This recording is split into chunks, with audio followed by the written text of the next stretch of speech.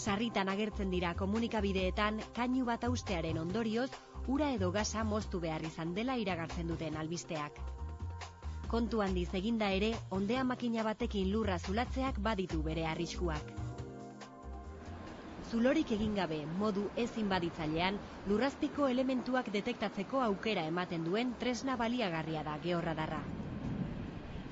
Ordenagailu bati konektatuta doan antena bat daraman orga bat da. Zoruaren gainetik igarotzean, antenak pultsu elektromagnetikoak igortzen ditu lurrazpira. Propietate elektriko desberdinak dituen material bat topatzean, seinaleak errebotea egiten du, kontrol unitateak jaso eta irudi edo radargrama hauek sortzen ditu. Elementu jakin hori zein sakoneratan dagoen jakiteko, seinaleak joan eta etortzeko behar izan duen denbora neurtzen da. Orokorrien erabiltzosunien antena frekuentzia altuko antena bat, bajatu alzara gehi lurrazpizen, baina bere izmena galdu ite oso. Seinalie, uina bueltetan danien ez da izeten, ez da eukiten hain bere izmen ona. Orduen irudizen kalidadie galdu iten da pizkat. Orduen goiko geruzetan ibiltzen basara, 2-3 metrotan izeten da bere izmen onena lortzen dan lekuetan. Whiteworld enpresan prospekzio geofisikoak egiten dituzte besteak beste. Georradarra da erabiltzen duten tekniketako bat.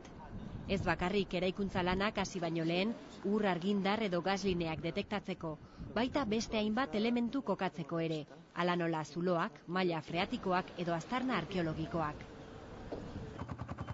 Ohiko laginketetan sakonera gutxiko ondeaketak egiten dira lur eremu jakin bat aztertzeko. Metodo inbaditzailea izateaz gainera, ondeaketa egin den tokian bertan zer dagoen erakusten du, baina ez besterik. Inguruari dagokion informazioa estrapolatu egin behar da.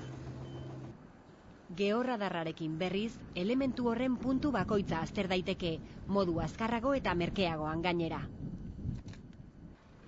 Georradarrak duen desabantailarik handiena da, lortzen diren datuek aditu baten interpretazioa eskatzen dutela. Makina maneiatzen duenak geologoa izan behar du, eta radargramen interpretazioan eskarmentu handia eduki. Horregatik, Whiteworldeko arduradunak robotikerrekin harremanetan jarri ziren. Datuen interpretazioa errazago egingo zuen software bat garatzea zuten helburu. Harremanetan jarri ginen robotikerrekin, teknika oso berezi zedalako, eta azkenien beti biozu pertsona aditu baten ezagutzak interpretatzeko diagramak emoten da bizan emaitzak. Eta gure ginen esan, posible bazan software bat edo aplikazio bat egitie, nun aplikazio berak interpretaba alzauen karru pasetaben bitartien. Robotikerreko teknikariek topatu zuten lehen erronka georradarrak ematen duen irudiaren kalitatea hobetzea izan zen. Horretarako seinalean nabarmendu eta zarata kendu behar izan zioten. Sistema gai izan zedin 3 elementu mota detektatzeko eta identifikatzeko. Hodiak, hutsuneak eta deposituak. Baina sistemak nola daki aurkitu duen hori kainu bat dela eta ez hutsune bat.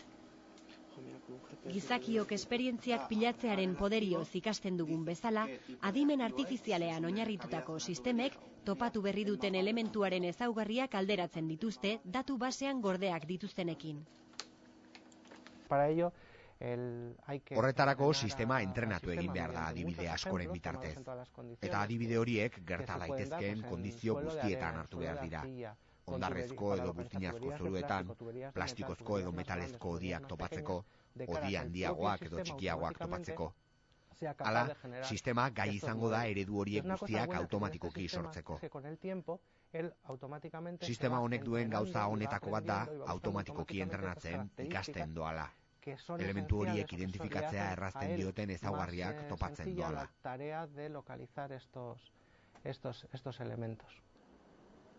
Robotikerrek garatutako softwarea gai da lurrazpian topatu duen elementua zer den esateko. Hala, georradarra maneiatzen duen pertsonak ez du radargrametan aditua izan beharrik.